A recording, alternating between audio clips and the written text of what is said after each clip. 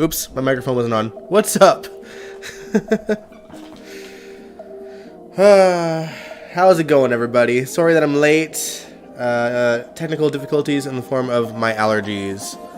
I was going through a bit of a sneezing fit, so I couldn't go live right away. Sorry. But I'm here, and I'm good to go. Hey, Nathan. Hey, Laura. Yeah. Hey, Angel.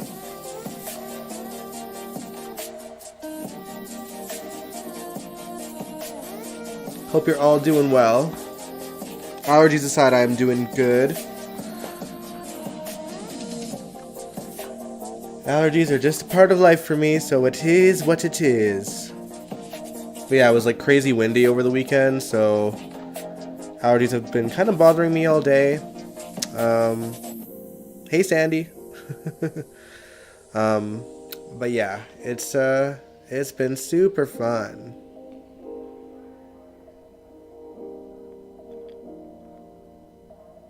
But it was a good weekend, though.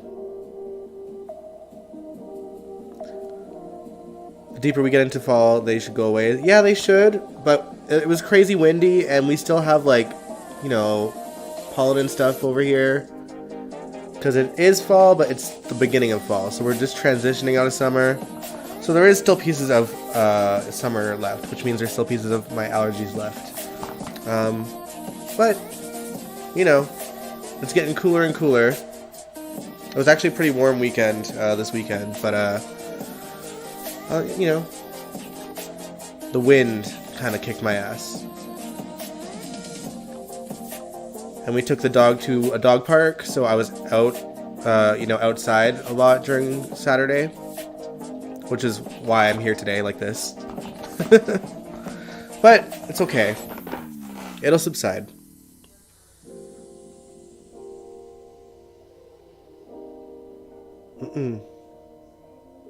I hope everyone else's weekends were good too.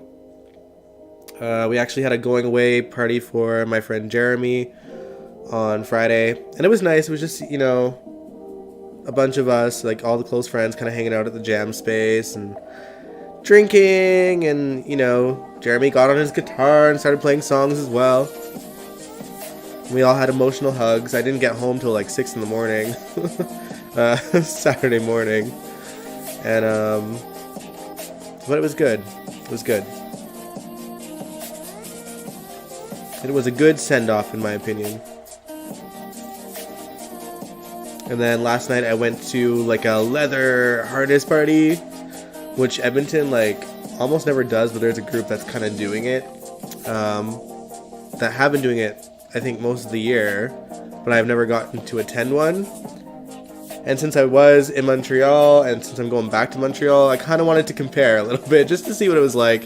And honestly, I was pretty impressed. It was a lot of fun.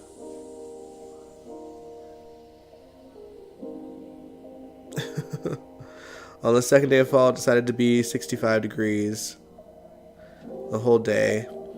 It was, we're kind of sitting in, like, 20 degrees Celsius-ish lately, the last few days. But we get really cold nights, though.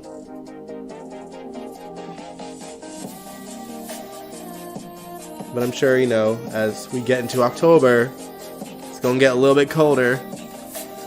And inevitably winter will hit.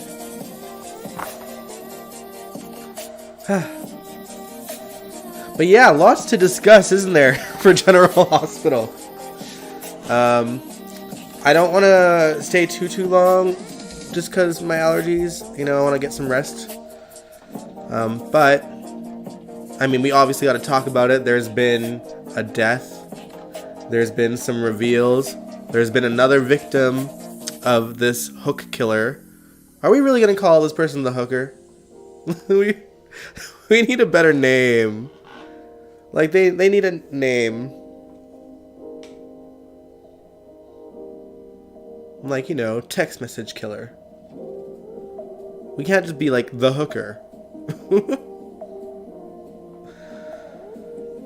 Oh, man. But yeah, I'm ready to begin if y'all are. So let me know. I know I came on late, so I think some of you are just kind of like coming in now. Wasn't sure if I was live streaming. Always check the community page on YouTube because I always post on there before I go live. Usually about an hour before I'll make a message. But I'm sure you guys have realized, even though like at the beginning of summer I was like, we might go earlier, but I think I'm just gonna go back to the 9:30-ish Mountain Time again, just because it's easier. And then all of you can kind of get to experience it. Diane cannot die. She better not, Sandy. We gonna talk about that.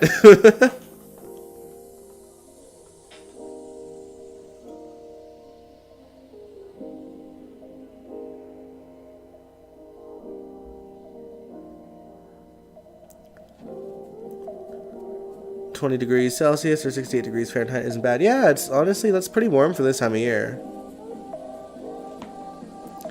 Yeah, Diane better not die. We'll discuss that. But y'all seem ready, so we're gonna get into it. Welcome to General Hospital MV, my GH after show. Like I said, I'm gonna try to keep it shorter, but you know, there's lots to discuss, so we're just gonna go with the flow. And if my allergies start to kick my ass again, then then I'll cut things off a little bit early. She's a goner, unfortunately. She better not be. Hey, DC. All right, but yeah, let's get into this week, guys. Let's talk about Brando. After a cruel fake out of seeing Brando wake up feeling fine and dandy, cracking jokes with Sasha, feeling all right, the dude starts coughing blood and ends up flatlining and dying out of nowhere. So we got faked out just like they had the Nathan fake out when Nathan died. It was very reminiscent of it. Portia knew something was off because all signs pointed to him having a successful recovery, and she thinks something more sinister may have happened that they weren't aware of, and she was right. She got Finn to look into it since he's like a rare disease specialist and studies poison and things like that. And after running some tests, the test results showed that there was snake venom in his system, and the killer had laced the weapon with poison to finish off their targets. And some people were questioning why Ava wasn't poisoned. My guess is that when the killer realized Ava survived, that they needed to get a little more, tricky with how they kill people.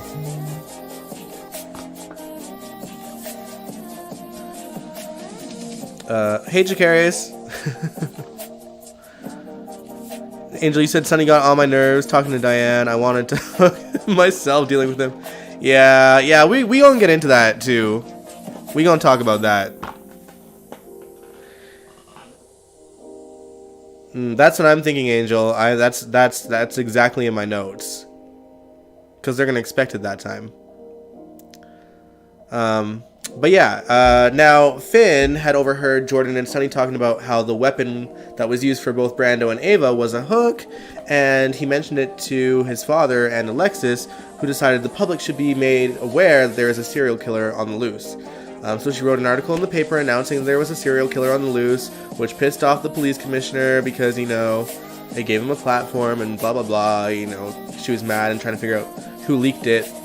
And of course, the hospital staff have each other's backs, so no one was going to reveal anything to Jordan at all. You won't be long because you're going to go on Twitter Space? Alright. On the cover of Soap Opera Digest, they said only one of the people will die on the cover, not multiple people. Yeah, right? So if Diane dies, I'm going to be mad. Because then that article lied. But yeah, now one thing that Jordan points out to Sonny is that the victims thus far have all been connected to Sonny in some way. And while things seem to be pretty normal in the mob world, he wants to put protection on the people he cares about anyway. Christina being one of them, and she is determined to risk her life for some reason. She doesn't want protection. She doesn't want to stop working and hide. She assures him she's not going to die. And I'll be so mad if she does, because it wouldn't surprise me at this point. It is in GH's roster to give this, someone screen time before they kick the bucket. And we've seen Christina so much lately. We touched base on this on Wednesday, guys. So I know some of y'all that were there already heard this. But I'm scared for Christina, y'all. I'm so scared for her.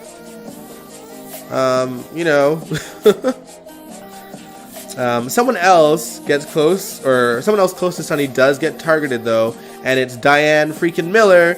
She met up with Sunny and Sasha at Brando's garage because there's a legal matter that needs to be dealt with, obviously that being Sasha's guardianship. Her guardian is now dead, and she could potentially go to jail. Diane's going to do everything she can to kind of postpone things, but obviously Sasha's going to need a new guardian, and I bet you it's going to be Gladys. But, you know, if Diane kicks the bucket, then I don't know what's going to happen. Well, actually, no, let's take things back a little bit. So, Diane goes searching for Sasha at Brando's garage where she and Sunny are. And Sunny gets into Diane's face about, like, laying in on him on the stand. But Diane points out, like, I was working for Michael and Willow, and I was trying to get justice for them, just like I do any of my clients. It is what it is. And, you know, after a bit of back and forth, Sunny and Diane did kind of get to an understanding.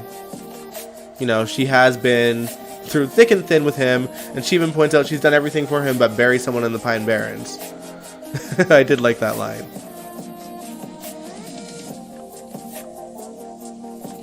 Alright, see you Wednesday, Jacarius. We're going through a similar thing here. Independent news sources are saying we have a serial killer on the loose in Kansas City, but the news isn't reporting it. That's creepy. You don't think Christina's gonna die? I hope you're right, Angel. I really hope you're right. Yeah, I didn't want Brando to die either. Sunny doesn't know how to separate business from personal. This is true. This is true. But anyway, back to Diane. Okay, so Sunny and Sasha leave. He asks Dex, who is there, to just stick around and make sure to lock up once Diane leaves, because Diane is going to go through his things and look for Brando's copy of the guardianship in his desk.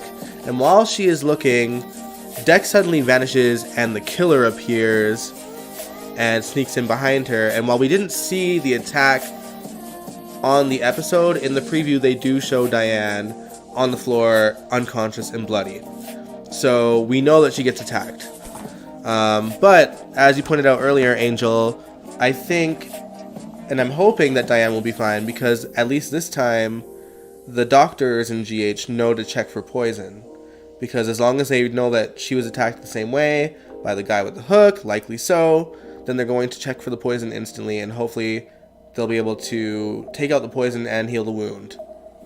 Like, I honestly don't think that the writers are stupid enough to get rid of a fan favorite like Diane, because she has been on the show for ages now. She's been on since like 2006, I think, or 2007. And you know, like, there are just some characters you don't mess with. Diane has managed to avoid every explosion, every mob shootout, every crazy thing that has happened in Port Charles since 2007. She has managed to avoid up until now. The fact that she's getting hurt is insane. Like, it's something like this has never happened to Diane, and I hope to God that she doesn't kick the bucket. Diane in some ways is a better lawyer than Alexis. I agree. Well, Alexis isn't even a lawyer anymore, so it doesn't even matter. But you're right. Diane is a better lawyer. But I like that they became friends. And, like, you know, they started out as, like, rivals. They couldn't stand each other. And then they became besties after that one crazy adventure in a biker bar. Because they were both up for Litigator of the Year or something. Man, yeah, having them work together was, like, the best thing GH ever did. I like the classic Diane and Alexis days. And I like that the days are still here. We don't get to see them as much because we don't get to see Diane that much, but they utilize her well.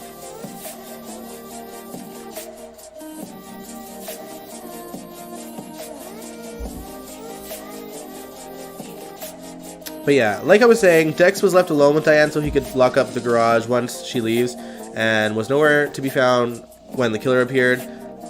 This show Oh yeah, they bonded over fashion too, that's true. This show really wants us to believe that Dex is the killer. Because Brando even pointed out before he died that he heard a jingling sound before the killer attacked. And the show reminded us that he wears dog tags by showing him shirtless at the Metrocourt pool after a not so discreet guy. Actually, hold on. Wait, what? Shoes, most importantly. Agreed. But yeah, I'm kind of jumping here, but they show Dex shirtless at the Metrocourt pool. He was sent there to keep an eye on Joss. Well, actually, someone else was, but they were doing a shit job at it. It was some guy wearing shades and making it really obvious that he was, you know, spying on Joss. And Joss and Trina notice and get scared. And Dex happened to have been there and got the guy to leave and basically told Jocelyn, oh no, I just, you know, told him that sexual assault is this and that. You know, he tried to hide the fact that Sunny had someone watching her. DC, you said you honestly feel there's so much story they could tell with Diane. There really is. Is she still with Max? Like, I know Max isn't on the show anymore, but did they establish their breakup? Because I know that they established one between Milo and Epiphany, but they never did. I don't recall if they did with Diane and Max. I hope they never break them up. They were so much fun to watch as well.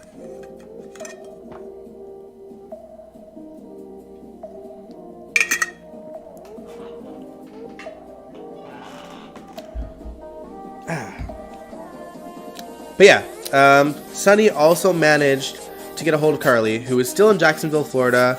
He tells her about Brando and insists she stays there until the serial killer is dealt with. And she listens. Luckily, she's been keeping busy. She found out that the cemetery that her adoptive mom, Virginia Benson, is buried in is about to be dug up by her old pal Reese's mother, who just has it out for poor people for some reason. Snobby little brat she is, biatch. Carly's gonna fight like hell to make sure that it doesn't happen though. So I can't believe that I'm rooting for Carly, but that lady is so unlikable. She's so unlikable.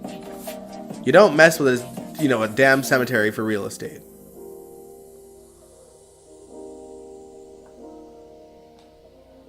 Oh, you think her and Max broke up?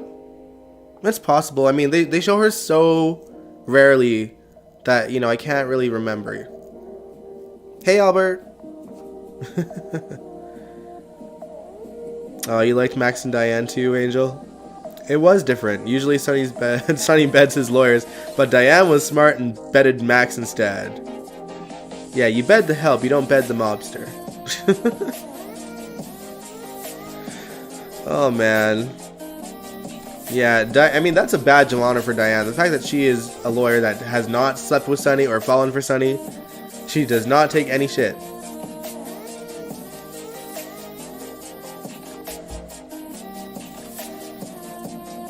Alright guys, let's switch things up though, and let's talk about Elizabeth for a minute, because she is determined to figure out what memory has been haunting her the last few weeks. Kevin hypnotizes her, and while she's having difficulty putting the pieces together, slowly but surely she eventually sees the woman's face. She sees that the woman had fallen down the stairs. She doesn't know how it happened.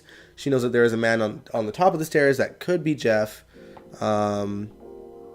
but she struggles to see her face, but when she does a sketch of it, and it turns out that the woman is actually Finn's deceased wife. And I don't know, y'all. I'm kind of mad about it, to be honest. How old is Finn compared to Liz? I mean, I feel like Finn is probably closer to his 60s. Yeah, I think he might be in his late 50s, early 60s. Liz, I don't know. I think she's supposed to be in her 40s. But yeah, having this woman be Finn's ex-wife kind of instantly turned me off from the story. Finn has been thinking about her because the poison in Brando reminded him of something that happened to a doctor friend of theirs back in the day when they were on some island that clearly Elizabeth and her family also happened to be on at the time. So, my guess is that Finn's wife and Jeff may have had some kind of affair, or maybe Elizabeth thought that they were having an affair and told her to stay away from her father. But either way, would it have killed the writers to let the story just strictly be about Elizabeth and her past? Did they really have to reel Finn's past into it as well? Like, so I just think it's so dumb to tie in Reiko in this story. I would rather it just be some random woman, you know? Some woman that we don't know, but it's Reiko. I mean, not that we've met Finn's wife, but we've heard about her. It is silly that they're tying her to Liz, in my opinion. We did get to see a picture of Elizabeth and Sarah in the 90s, though, which is cute. And the picture was supposedly from that island.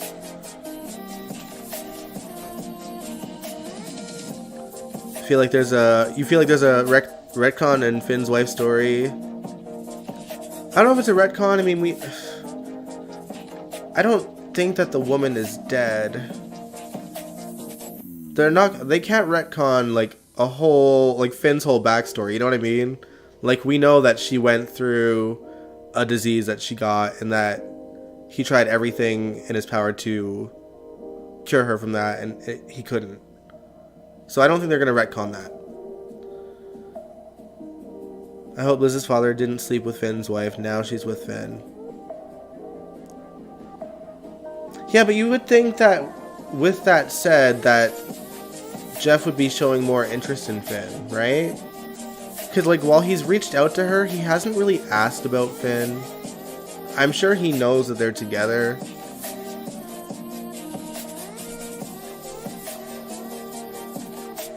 You wish that we can permanently see Sarah? Also, Liz's parents, at least? Yeesh. Yeah.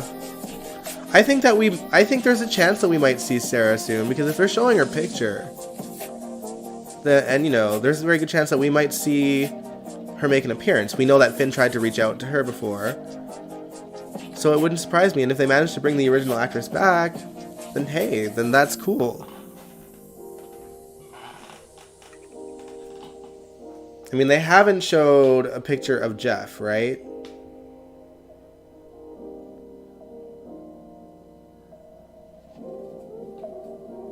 Yeah, when Laura killed that guy in the attic or whatever when she was a teen. Yeah, that was a bit of a retcon. That was a rewrite. This is very similar, but I don't know. I mean, I don't see that woman dying from that fall. You know what I mean? We know too much about Reika's story. Reiko, whatever her name is.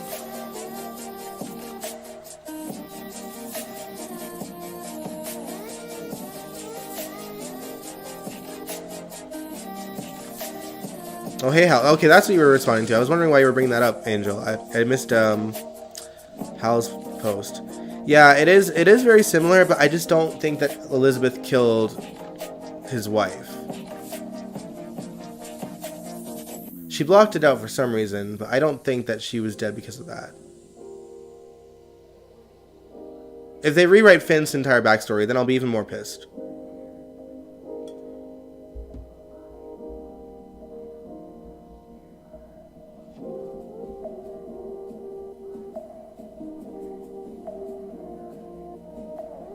Alright. Moving on, I guess, unless you guys have anything to add from that. The last sort of big plot of this week was between Lucy and Victor Cassadine. We got a taste of classic Lucy. Because she's living her best life. She when Victor insists that she comes with him on a lunch date, she goes for it. And he takes her to the Haunted Star and has it sail away because he wants to sweep her off her feet. And Anna and Valentine found out from Maxie that Victor took Lucy somewhere, and they were worried that he figured out that she was fishing for information from him. They managed to sneak on board and end up having to throw Victor's Goomba overboard because Valentine almost sneezed and the Goomba overheard the noise. So Anna swiftly distracted the Goomba by throwing Valentine's shoe overboard, and then Valentine pushed him over the edge. Of course, a crew member on the ship noticed that he went overboard. Valentine and Anna were probably around, and when Victor runs to help, Anna and Valentine try and convince Lucy to go back. But she insists that she's got this and is so close to getting the information that they need. He's been wooing her this entire time on the boat. He got her jewelry. He was dining her and whining and dining her, or champagning her. Where is Martin? Did Martin and Lucy break up? Martin and Lucy did not break up. I'm assuming that the actor that plays Martin is just not available at the moment. I think Martin is still in hiding because of the fact that Anna was wanting to use him to spy on Valentine, and he's just laying low until he knows that's over and done with. But they did not break up. But Lucy's having a blast because this was kind of in her wheelhouse. Like in the 90s, Lucy loved kind of being a bit of a sleuth. And she was just saying, I've never felt so alive. Like, this is what I'm good at. Like, let me do this. I'm so close to the information. I don't know. Like, I don't know if they're going to actually put Victor and Lucy together. I hope not. I think she's going to play him as hard as she possibly can. And I think at some point Martin is going to return and make it even more complicated.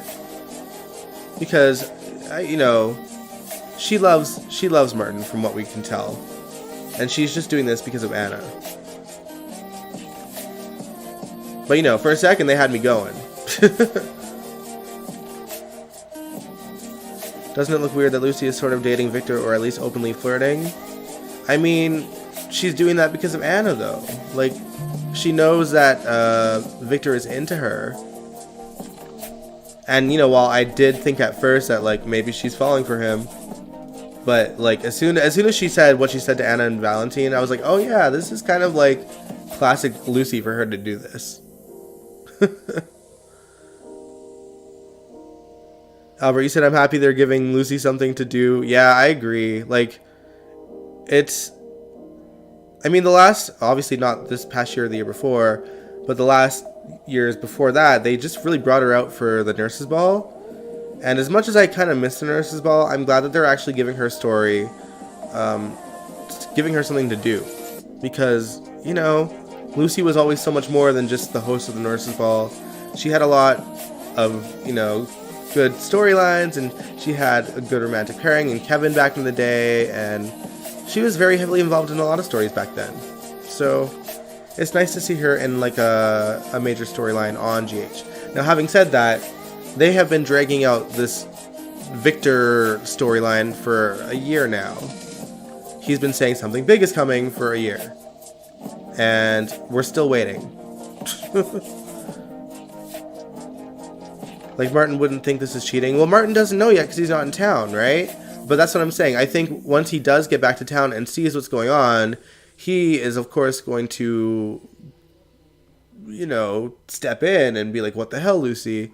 And I think Lucy is either going to have to make Martin think that she's really into Victor, or let him in on what she's doing. And likely, because GH likes to make things more complicated than they need to be, she's going to keep it a secret and convince Martin that she's really broken up, so that she can go all in and figure out what Victor is hiding, or what Victor is planning for poor Charles. Yeah, she is a veteran. She's been on the show for years, so she deserves a story. Yeah, I agree. Completely.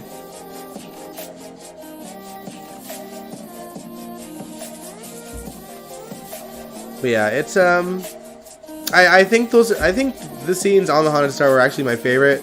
Lucy's sort of banter and like just the way that she was speaking to Victor, and her just being like, "Oh look, it's your Goomba. Hi Goomba." Like, it's those little things that I love about Lucy, and I'm glad that they're kind of utilizing that humor with her again. She's just so fun to watch. Like, Lynn Herring is so good. She's so good. But yeah, those were kind of like the major sort of plot lines of this week. Now, when I say the stuff that I haven't gone over in the after show so far isn't really worth it, let me give you the cliff notes anyway, just so that you know why. And just like the stupid moments that we witnessed this week, alright? So, Jordan snuck up behind Anna with a hook while she was on the phone with Robert, like on the docks. And, it made us think that, like, the killer was about to attack Anna. And then, of course, Anna, like, turns around and gets scared. And Jordan's just like, you know, this hook, like, this hook, you know, it's very, she was just describing the hook, and I was like, you know, it's, it was such a dumb scene. It was so dumb. What a dumb fake out.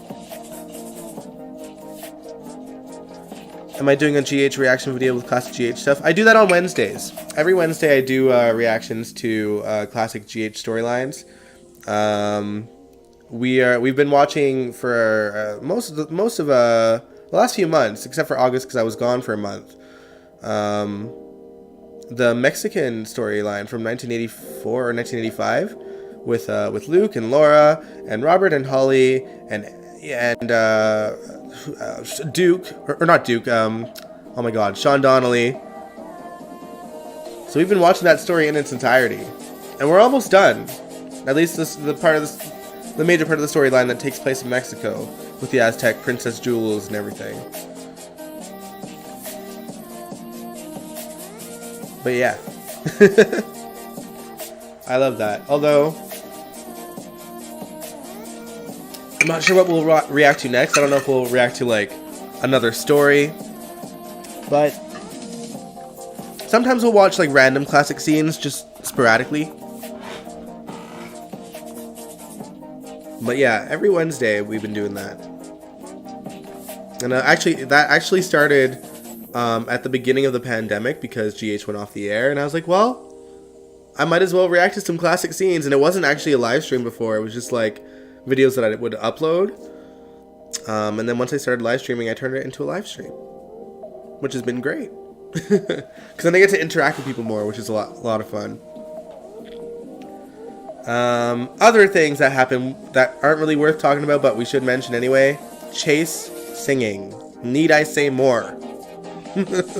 Okay, no, I mean, here's what I will say. Ms. Wu has been slowly but surely taking advantage of Curtis's establishment and trying to get him to do her favors. But before she could tell him what that favor was, Brooke and Chase showed up for the audition he wasn't made aware of because it was Mrs. Wu that set it up. But of course, Curtis doesn't want them to know that.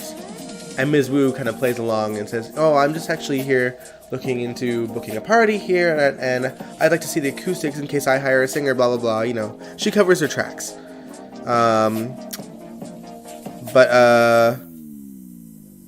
Basically, Chase performed, you know, he auditioned for Curtis, and he did good, and he hired him. So Ms. Wu got her way, regardless of Curtis agreeing to the favor or not, and that's gonna, you know, get her more into her grasp, for sure.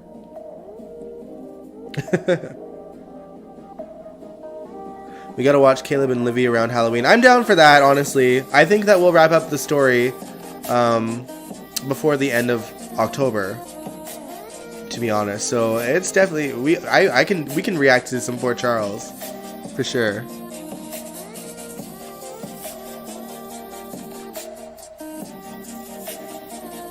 I always liked watching, like, Caleb perform, like the clips that I did watch of Caleb and Livy. Just because it was so badass and, like, weird for a soap to, like, have something like that go down. It seemed very primetime with soap daytime budget. Ms. Wu is slowly taking over the Savoy Sandy for sure. Another cliff note: Curtis was throwing shade at Jordan, as usual. So really, I feel like this is just karma. You're being a jerk to Jordan. She's done nothing wrong. I know you're suspicious, and you have a right to be because she is lying to some extent. But, like, she's agreeing to, like, file the papers again and get the divorce through. So, like, calm down. He knew that she was, like, protecting your aunt.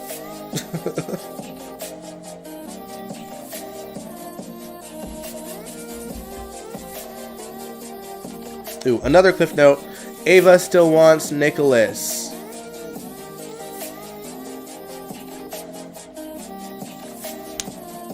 They'd be toxic as hell, y'all. I know, like, it's part of why I like them, honestly. But this man slept with a child, and not just any child, his son's girlfriend, like.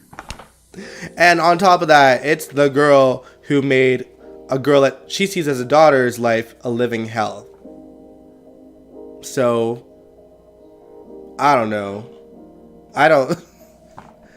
You know, there at some point there has to be a line, and I think that's the line. I think it's too little, too late. Nicholas did go to Alexis for advice, and she made up a good point. You know, he wants Ava to let things go, and that's obviously going to cause Ava to have to sacrifice her self-respect. And so he needs to give up something just as big in return, and he's got something planned. But you know, I don't know what it could be. He came with an envelope to the hospital, and in the previews they showed that she was like, "You're gonna have to do better than that." So whatever it was shit anyway.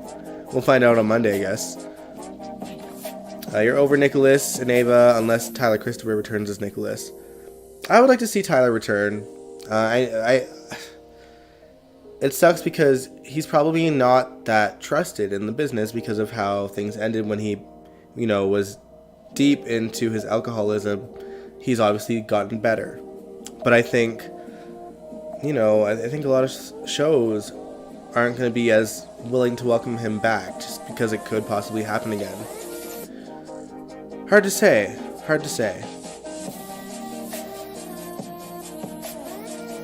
But, you know, Maura West and Tyler Christopher, from what little we did see of them at the, you know, at the end of Tyler's tenure, they had good chemistry.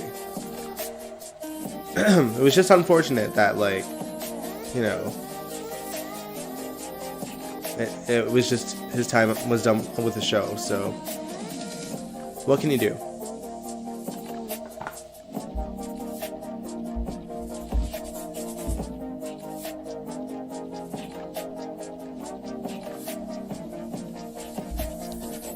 But yeah, those were all my notes, guys. I did kind of shorten it because of my allergies. They're not doing too bad. So if there's anything that I left out that y'all want me to touch base on, let me know, because we can still talk. It's not too late yet, so. Oh, you missed the days of Emily and Nicholas? Yeah, me too. It's so funny because I was back and forth with them as a couple. I think that they really tried to sell them as like a fairy tale couple, and because of that, it kind of made them a little bit cringe sometimes. But you know, Nicholas was great, a good person when he was with Emily. I don't know, like I think the odds of Emily coming back to life are virtually none. But if on the off chance that she ever did come back, I don't think I'd want to see the person that Nicholas is now with Emily, because Emily would be like, what the hell, you know? And I don't think she would tolerate that. Yeah, Tyler does have a lot of demons, Albert, you're right. Hopefully he's dealt with. I think he has. Honestly, Maurice did have him on State of Mind. And he seems to be in a good place.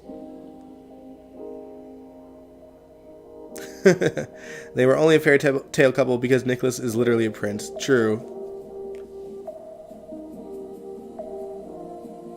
Man. I just keep thinking about the black and white ball and like the music that played and them dancing to it. They had a rough ending, but you know, Tyler Christopher rocked her death, and it's funny because I remember at the time like thinking that Tyler before this point seemed like he was done with the show. He was just kind of phoning it in with the scenes, but when he had to you know, had to bring the acting chops, he brought them. But otherwise he was coasting.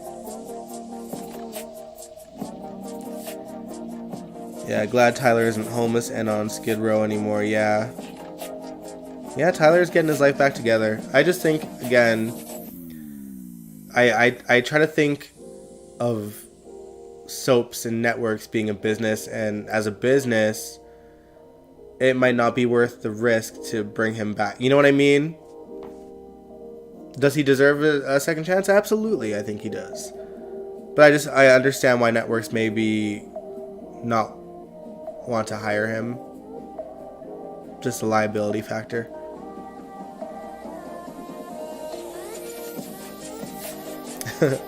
Even in death, Emily seemed forgiving of Nicholas's misdeeds. Ghost Emily. She was tumor Emily, okay? It wasn't really Emily. It was, I don't even know, some manifestation of a tumor, who was very much who Nicholas thought Emily was, which was a bit of a wallflower and, you know, sweetsy whatever. And I think initially they didn't really know what Emily was when they brought her back after her death, because she didn't remember dying, and, you know, it was just this weird thing. I don't know, Maurice Bernard had bipolar disorder too, but he still has a job. Yeah, but, you know, he came pretty close to getting fired initially when it wasn't really handled right.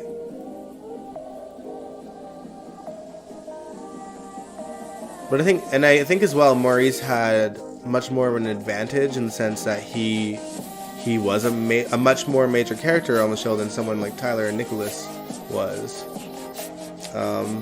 And, you know, Maurice, you know, I think Maurice and his wife got on top of his bipolar disorder pretty early on in his GH career. Because there were times where he left, right? He wasn't on the show this entire time. He left like late 90s, early 2000s for a bit, and then came back as well. Ghost cannot remember dying. Oh man. Dying is a traumatic experience. She was murdered. Yeah, but they did kind of come to the conclusion that he was hallucinating because of the tumor. And when he got rid of the tumor, she did disappear. You know what I mean? So it had to be that. But I guess, I don't know, maybe a tumor made him see the dead. But the fact that he's living in Windermere, I think he would have seen more than just Emily floating around. He would have seen a few Cassidines roaming around the halls. Nicholas was a major character to me. Yeah, but not towards the end. Like, because Nicholas was more B cast by the time he was, you know, having his problems.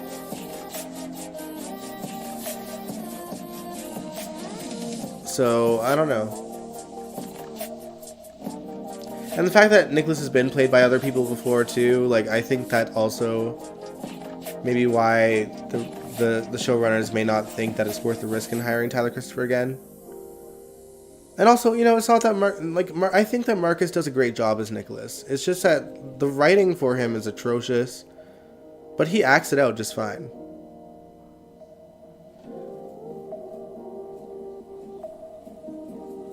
Ruth, we talked about the hook killer already, so we're already done reviewing the show. So we're just talking about the Cassidines now. We're just kind of conversing about random stuff now. Review has come and gone, sadly. A few Cassidines floating around. Yeah, you know, all of Helena's sons.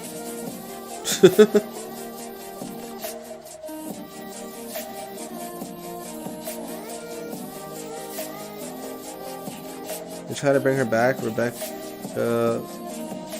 but it clearly did not work out, which is why she left right after. Wait, what? I'm confused. What are you talking about, Albert? What did I miss?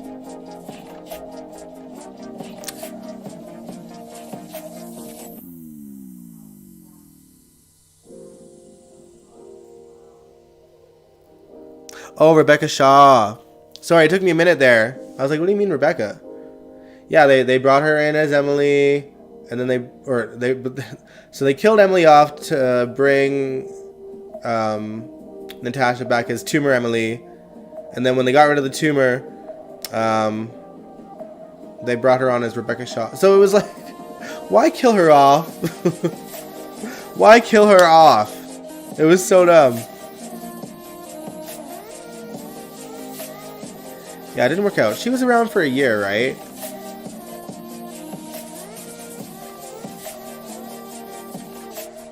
I don't know. It was just so funny how, like, goth they tried to make Rebecca in comparison to Emily. They, like, and, like, the way that they, like...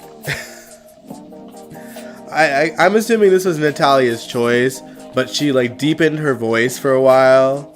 Started talking like this instead of, like, you know, normal. And she was always, like, chewing gum and, you know, heavy eyeliner, you know, black beret. But I think Natalia is too sweet to make that believable. You know what I mean? It was so silly. Yeah, they didn't know how to write her new character.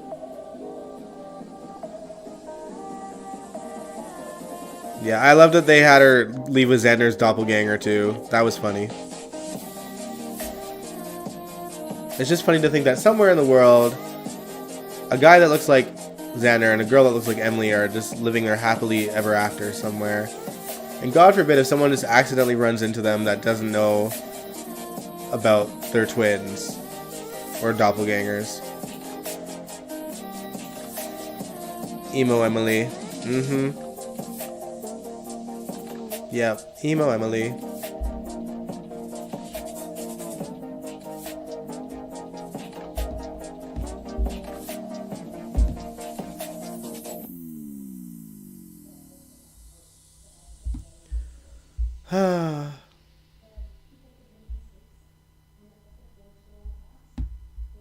All right, y'all. Anything else to discuss? We've reviewed GH. We've gone on a tangent about Nicholas. Any other topics at hand? I think I can stream for about 10 more minutes and then I'm out, guys. Because I'm getting a little bit hungry and I should eat something before bed. The Black Parade Emily. My Chemical Romance Emily. Man, you know, if they just went all in with that and had her be into, like, super punk rock stuff, I think I would have had a bit more of a kick out of her character. Like, imagine, like, Rebecca trying to take Nicholas to a punk rock show. Good night, Albert. Thanks for joining in. Appreciate it. Much love.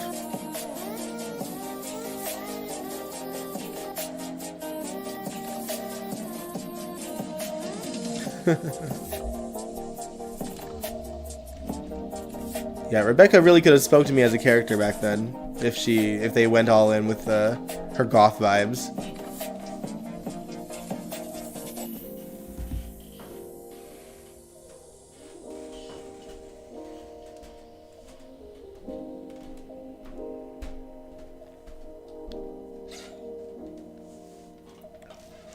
Ruthie said you hate those doppelganger things. I don't like when they do the twin thing. It gets boring. Yeah. I'm assuming you're using voice to chat, so I'm a little confused at what you're saying, but I think I get what you're saying a little bit. Yeah.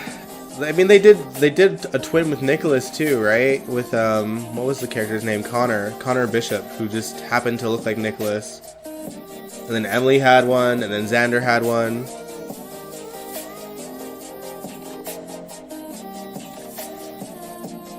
I much prefer when they just don't acknowledge the resemblance of a character.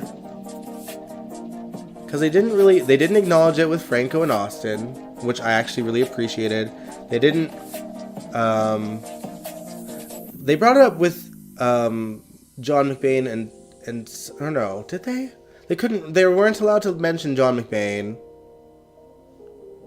But they did mention that Silas looked like Caleb, but they turned out to be brothers anyway. No, Xander didn't have a twin. He just had that doppelganger at the end of Rebecca's run.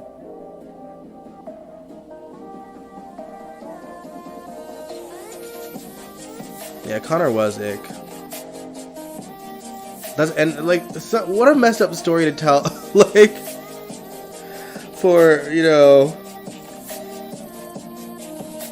for Emily to be raped by someone that looked like the love of her life is so messed up. Like, that was so messed up. John McBain, Caleb, and Silas. But they couldn't mention John McBain because of the, you know, the lawsuit. But I don't think they acknowledged it as much with Finn and Silas. They never had Kiki mention it. Monica, I think, just happened to say, like, oh, you look familiar, but she didn't say, you looked like Silas. And neither did Sam.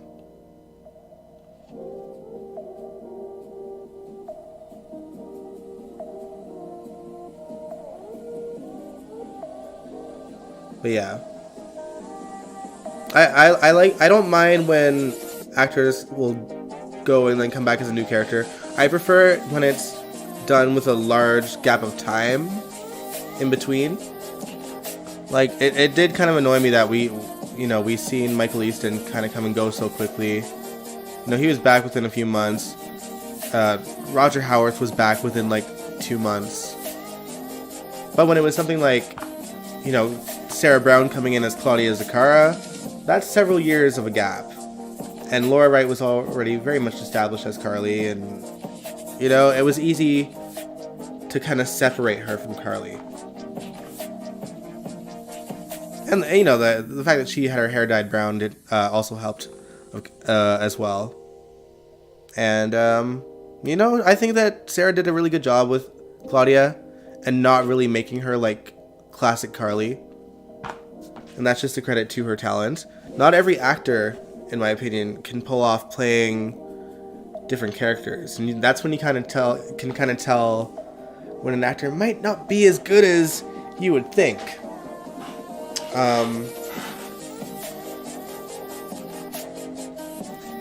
John McBain saved Sam from Caleb. John McBain saved Sam from Caleb because it was during the 50th anniversary.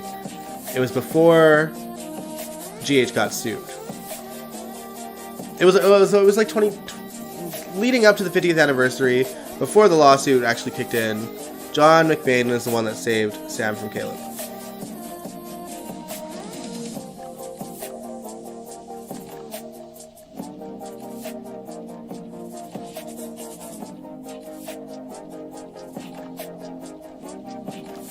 And Sam saw Silas and freaked out and thought he was Caleb. Yeah,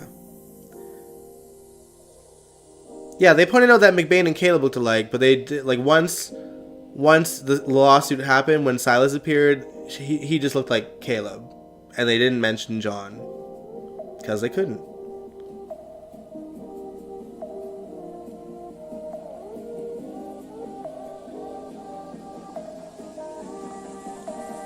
Ugh, got hair in my mouth. Sorry, guys.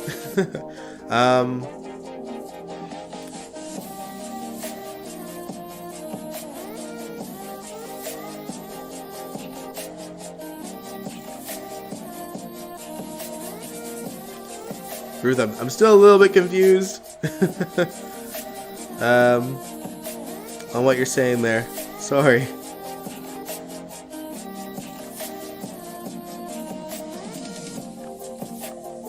But yeah, in my opinion, Roger Howarth, whether he's been Todd, Franco, or Austin, they all seem the same to me. Just like slightly more, I don't know. They made Franco like Todd for the longest time. And then Austin just seems like a very watered down version. Do you think Sasha will make it through with Brando being gone? I don't. In my opinion, knowing everything that this poor girl has been through, I am surprised that she hasn't, committed suicide at this point. She was caught up in drugs, and then, she meets Brando. Or no, what? So all the trauma that she's been through. All right, let's list it here.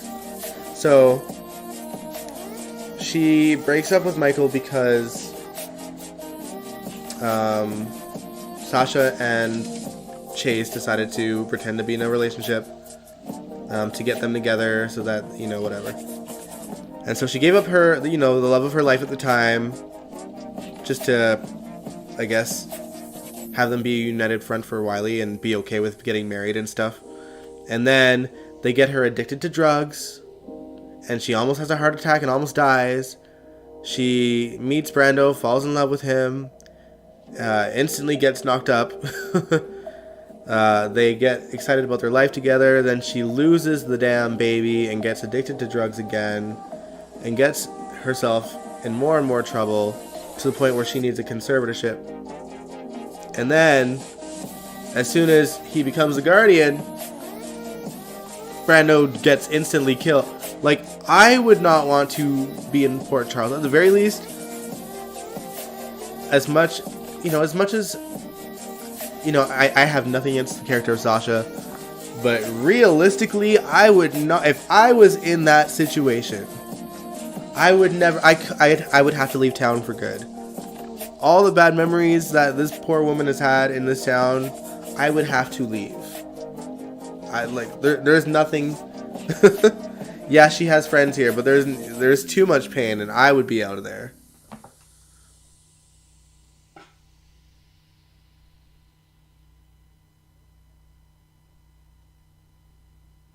The writers wanted all of Roger's characters to be taught. That's the problem. I agree.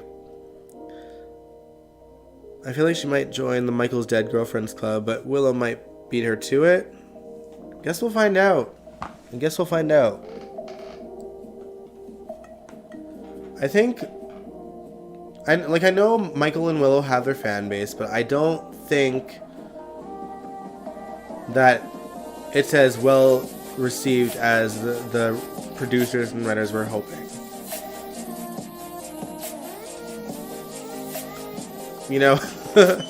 So it wouldn't surprise me if Willow dies, but I don't know. You know what? No, she won't die. You know why? Because I don't think they're gonna kill off Nina's second kid. Because obviously she's gonna have to find out that Willow is her daughter.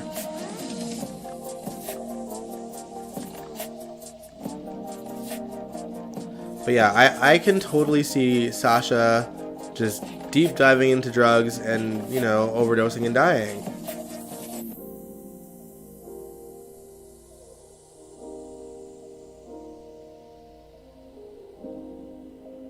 I think Willow is choosing to die, then go through bearing another child.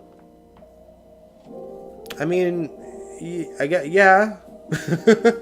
it does seem that way for sure.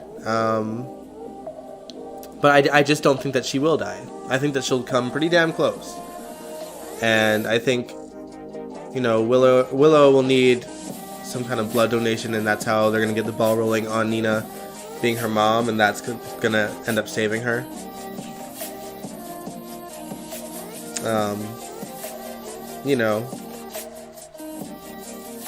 Okay, Willow finds out Nina is her mother, and then Willow dies.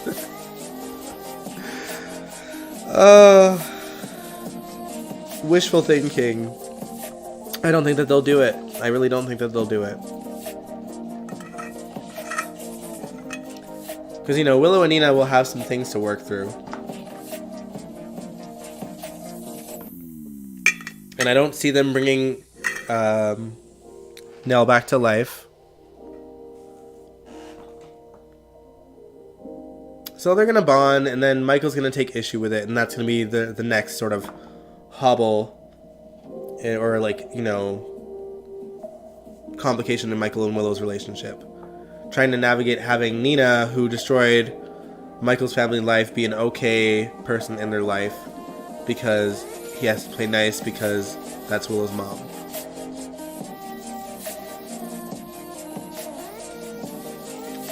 You don't need blood donation from a family member. I know that. But you know what this show's gonna do. The closest whatever has to be, the closest match needs to help Willow, and there's gonna be no one else in the world that can do it. And that's just gonna be the vibe. I'm calling it now. If I am wrong, Do you want to make a bet, Angel?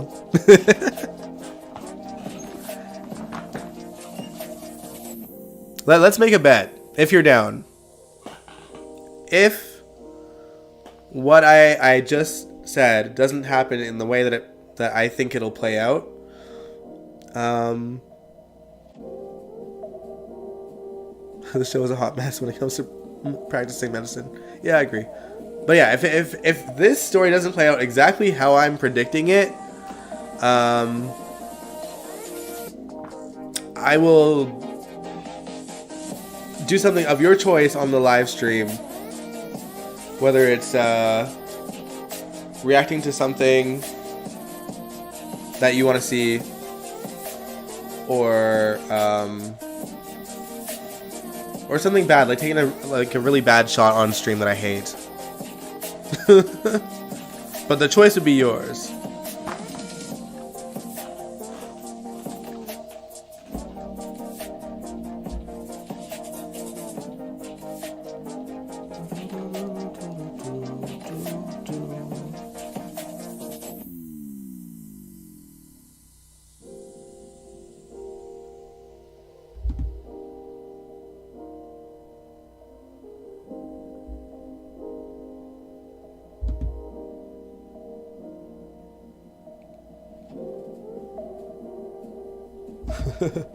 The nurses literally said Brando Corbin passed away out in the open in the hospital so Alexis could hear it. Yeah, that was corny as hell. That really was. No regard for HIPAA. Yeah, GH is a super unprofessional environment in general. And it just gets worse with, like, passing time.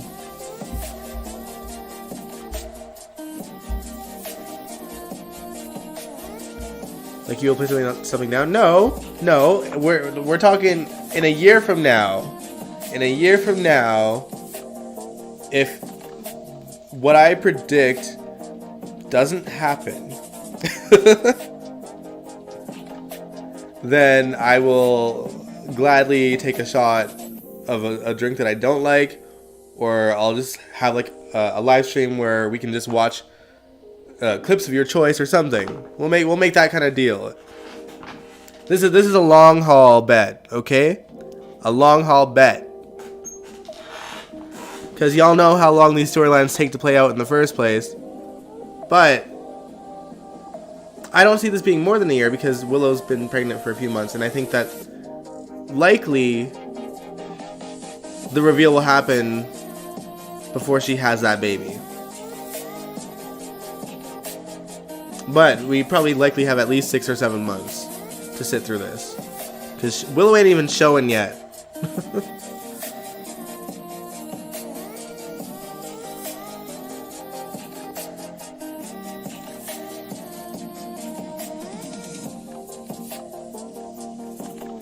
I am trusting that you will still appreciate my live streams in a year from now. Okay, Angel? Alright?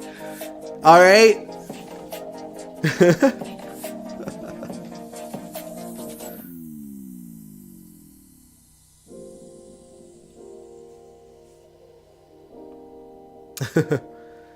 I hope this reveal happens before 2024. I think it will.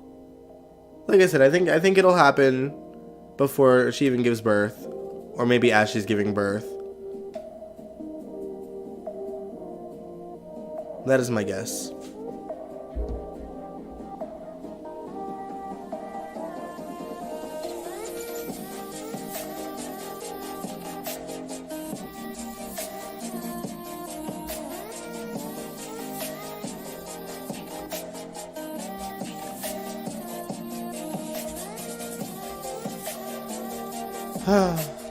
Alright, y'all. But I think I'm going to end the live stream here. It was a fun chat. I don't know what to expect this week on General Hospital. Obviously, we're going to see Diane getting stabbed play out this week. I don't think that Victor is out of... or I don't think that Victor is necessarily...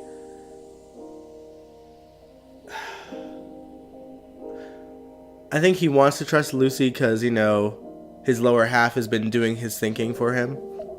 But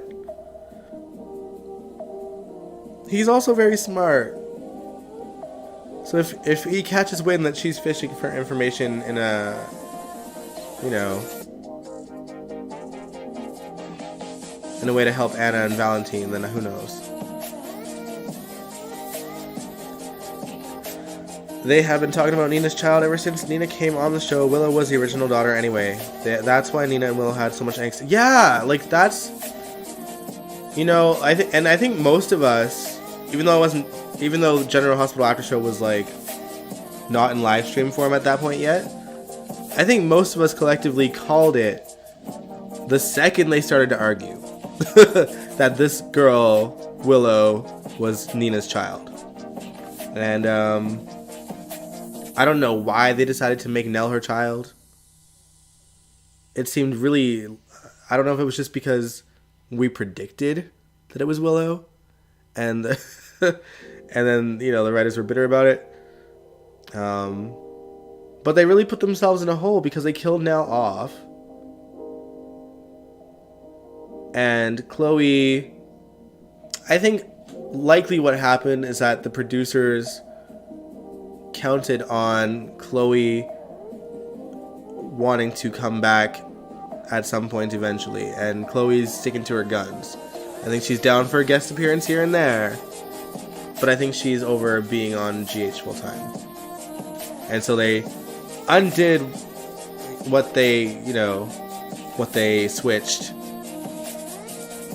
or not really undid it. They just gave her a twin.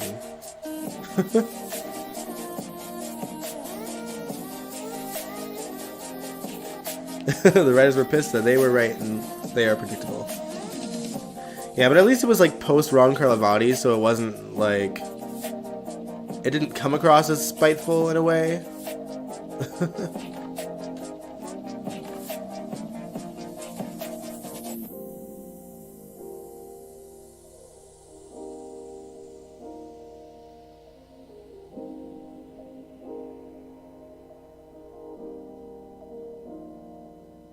For me, I'll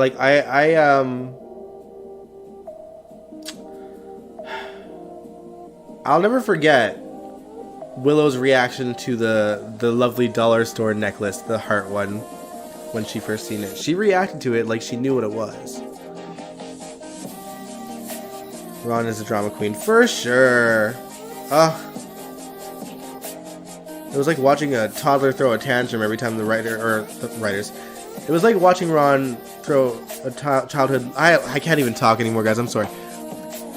It was like watching a toddler throw a tantrum every time someone would call him out for an error in his script, or if we predicted something too quickly, he made it known that he was mad that we predicted it too quickly.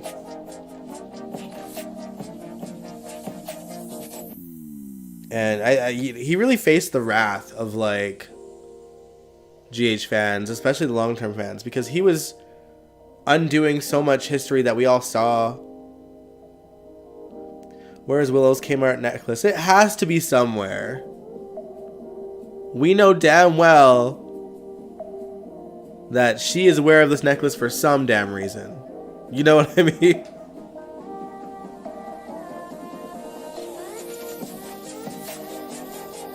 It's just interesting because like that would mean that Nell obviously had part of the necklace, and so did Willow. So then what is Nina's part? You know what I mean? Where did Nina's half of the necklace come from? Unless she has two halves and she wasn't able to track down the other one. I don't know. Retcons in soaps makes my head spin. I get so frustrated.